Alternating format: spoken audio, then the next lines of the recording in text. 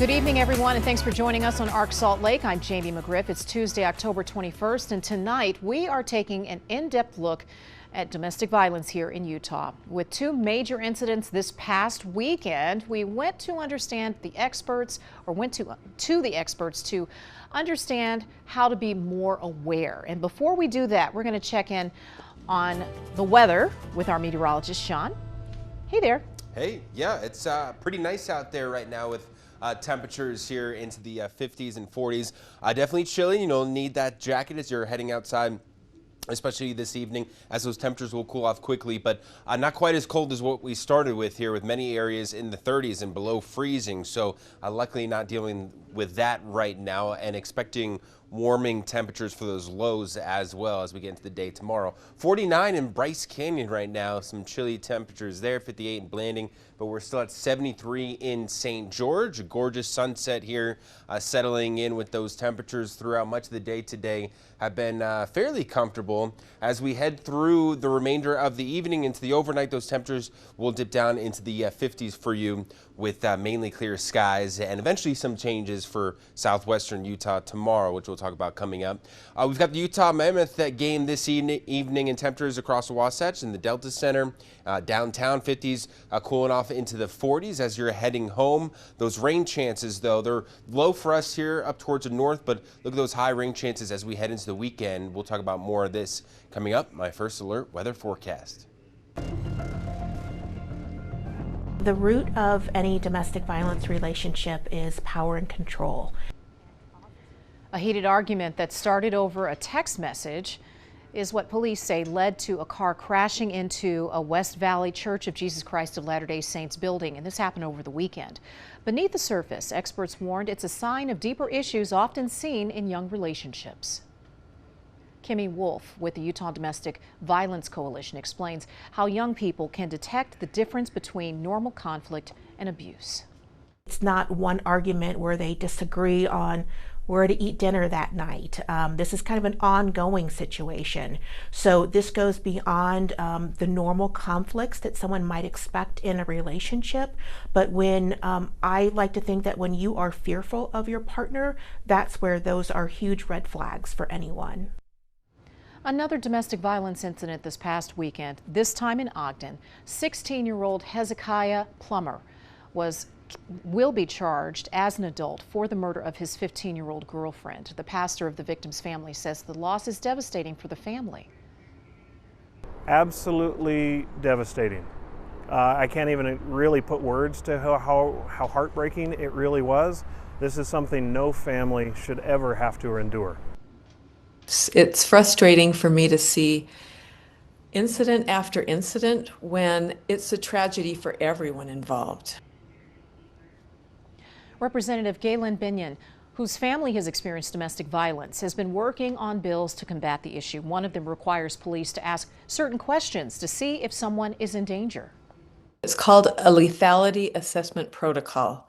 And these are specific questions that help law enforcement identify victims who are in a bad situation and help them to see who's in the worst situation, because sometimes it's hard to see. There might not be physical signs. When someone's being controlled by their partner, that is not something you can see, but through the lethality assessment protocol, the officers can tell when someone is in danger. This family or this couple needed help, and it's a tragedy that we weren't there when the lethality assessment probably helped law enforcement know that there was a danger, but someone maybe didn't have resources to get out of the situation. And now talking about numbers, 1 in 3 teens have experienced emotional, physical, or violent forms of domestic violence. Today, our Leslie Duarte spoke to one teen who was able to get out before it was too late. If you had somebody here listening that was going through the same experience that you went through, what's something you want them to know? I want them to know that they're not alone. It is not their fault that they're going through something like that. It helps give survivors a voice. I didn't have a voice back then, and now I have one. Mackenzie says she first confided in a trusted teacher and urges her peers to be honest about what's going on in their relationships. You know, October is Domestic Violence Awareness Month, and we regularly report on domestic violence cases that too often turn deadly. Tonight, I'm introducing you to a survivor who's using her voice to encourage those caught in the same web of despair and telling them they can escape. My husband and I have been having issues for the last year. Tonight it got really bad, and I told him that I couldn't fight like this anymore. Police body cam footage from January 2nd of 2021 shows a terrified Spanish Fork mother of 3 telling officers about her latest round of abuse from her then husband. All of this happened on Sunday, and I stayed because I want to make it work, and I do love him.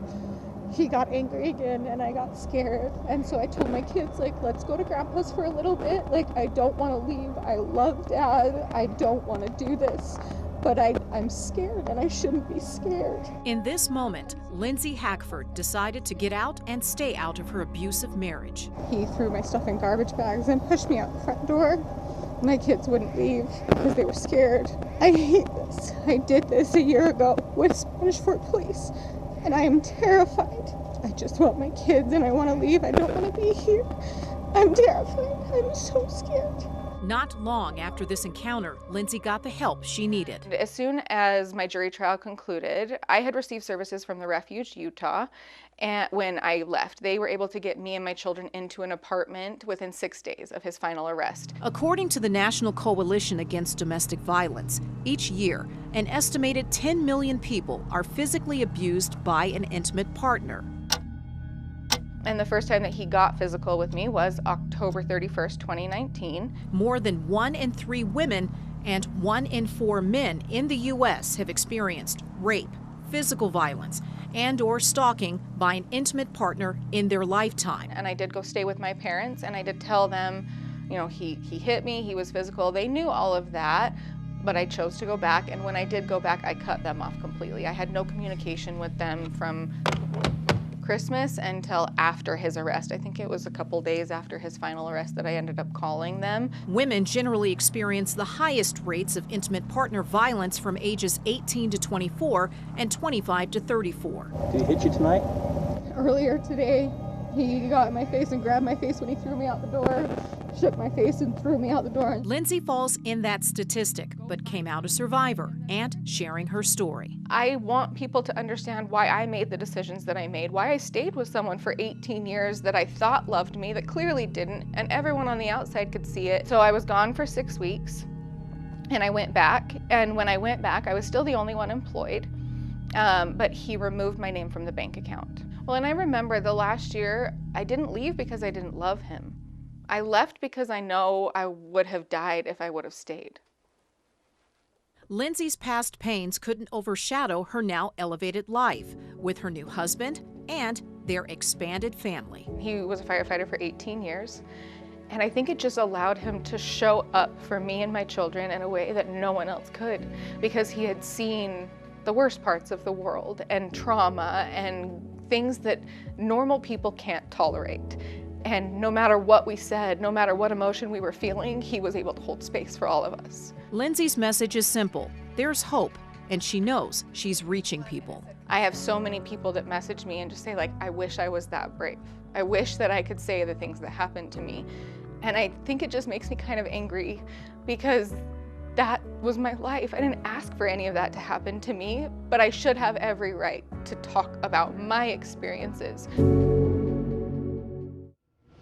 And over the next few weeks, we are taking a closer look at the issues surrounding domestic violence in Utah and learn why some services are facing an uphill battle when helping victims. And again, if you or someone you know is experiencing abuse, there's help for you. You can call the number that's on your screen right now to get the help that you need. Information will be included in this story on our website, KUTV.com. Fewer workers and more risk. The future of Utah's public lands could be changing. Coming up on Arc Salt Lake, we're going to show you what's at stake.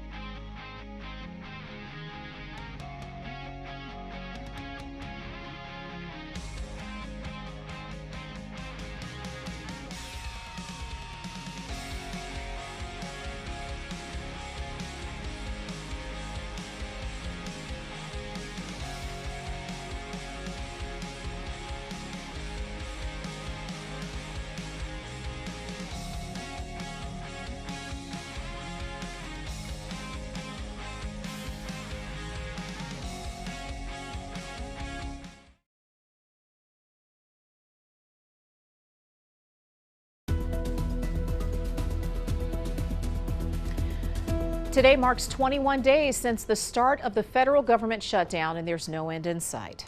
Democrats are withholding their support from a funding bill as a way to get more money for health care subsidies. The shutdown is already having a big impact on families. The Food Assistance Program, which is known as SNAP, could run out of funding, meaning that people might not be able to get the full benefits in November. The shutdown is also leading to layoffs. According to a court filing, the BLM is cutting 93 jobs. Here in Utah, Samantha Hoffman is at Red Cliffs Conservation Area and has more on the impact. The Bureau of Land Management is a key part to the lands down here. They help with protecting natural areas, including monitoring wildlife, wilderness boundaries, and recreational trails. I spoke with a nonprofit who works with the BLM on how lands will be protected with less workers. We don't have as much of the red rock up north, so this part of the country is just an amazing place to ride. This is the Red Cliffs Conservation Area, popular for its 130 miles of trails filled with dinosaur tracks, bone beds, plant fossils, and petrified wood. Here, it's just the scenery is amazing, and the weather is generally really good. Located where the Mojave Desert, Colorado Plateau, and Great Basin come together, the BLM calls the area a critical habitat for native wildlife. It's a very unique landscape, unique geology, and it is home to some really fascinating and unique biology. When asked about the impacts of the BLM layoffs to public lands in southern Utah, the Department of the Interior said they've repeatedly evaluated their department needs since before the congressional shutdown and aim to reduce redundancies in the workforce. Stacey Wittick from Conserve Southwest Utah said the shutdown and federal cuts add to an already threatened landscape. I think our federal partners are always reliant on the help of volunteers and nonprofits. Wittick says in the short term, the most impacted areas will be lands with visitor services, which includes Snow Canyon within Red Cliffs. She also believes the greater conservation lands will take a hit from less emergency response, issuing of permits, and fire restoration, which the BLM is heavily involved in. I think all of us should be concerned that in truth, there's never enough human power and resources to manage the vast landscapes that we have. Mountain biker Gordon Lundell says he thinks having workers on the land is important to ensure its protection. I think it's important to be able to use the land for hiking or biking or other things, but hopefully we can manage that so that it doesn't overwhelm the land, and the wildlife and the other people that use it can help preserve its beauty. Red Cliffs has no closures at this time. In St. George, Samantha Hoffman, KUTV 2 News. TSA says the government shutdown is having a big impact on its workers. Screeners and air traffic controllers are considered essential employees, so they have to keep working even though they're not getting paid. Meantime, they still have bills to pay. It's leading workers at some airports to call in sick. With no replacements, it's leading to longer security lines. Workers will get back pay after the shutdown ends. We'll keep you updated on the federal government shutdown during the news, as well as on KUTV.com and the 2 News app. All right, time to talk about what's happening outside with our meteorologist Sean Kelly in that first alert forecast. The fact that, it is officially fall. We're trying to, mentally prepare ourselves for the real cold that will be coming soon. Yeah, the freezing cold temperatures. We had our first freeze of the season for some areas early this morning, and a little bit of frost out there. We didn't technically reach freezing here in Salt Lake City as we had a low 37, but it was cold just outside of the city and certainly dealt with a few 20-degree temperature readings as well. We've got temperatures that warmed up into the 50s this evening here, and it's still unseasonably cool, but it's better than yesterday. 42 in Heber right now, 52 in Panguitch, 73 in St. George. We've got mainly clear skies out there, and we're going to be tracking as we head into the day tomorrow, increasing clouds, especially down across the southwestern part of the state, back westward into Nevada, a few scattered showers. This is the beginning of our next storm. Now, it's going to be lacking moisture here. It's not going to be too significant, but by tomorrow afternoon,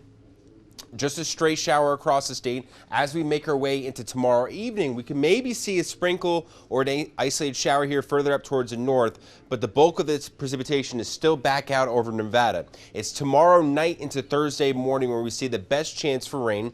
You see by Thursday morning we've got some scattered showers and some thunderstorms down across the southwestern part of the state. up through the I-15 corridor, and then maybe an isolated shower here in the Salt Lake City area. A few showers further out towards the east. That storm moves out. We've got a quiet end to the work week on Friday, and then we get ready for our next storm, which will be more significant, more focused on the northern part of the state, and also colder, with snow levels dropping from 9,000 feet to potentially as low as 5,000 feet. So maybe a few snowflakes mixing in at times, especially as we get into Monday here for the valley floors. So this is still many days away.